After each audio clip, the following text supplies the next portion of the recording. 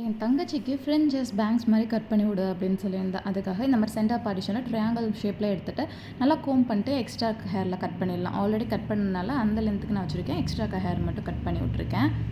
இந்த ஃப்ரிஞ்சஸ் வந்து என் தங்கச்சி வந்து சென்ட் பார்ட்டிஷன் எடுக்கிறதுனால டபுள் சைடும் கட் பண்ணிக்கேன். சைட் பார்ட்டிஷனாக சைடாக எடுத்து கூட கட் பண்ணிக்கலாம்.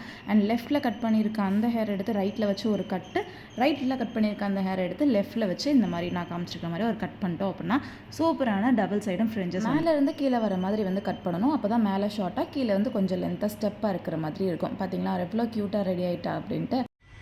ஓவியா ஹேர் ஸ்டைல் மாதிரி இருக்குது. And final look is here.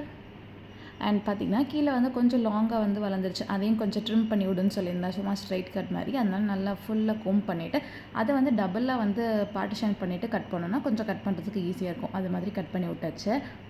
அவ்வளோதான். சலூனுக்குள்ளே போய் ஃப்ரெஞ்சஸ் கட் பண்ண அமௌண்ட்டில் வேஸ்ட் பண்ணாமல் வீட்டிலே கட் பண்ணி ட்ரை பண்ணி பாருங்கள்.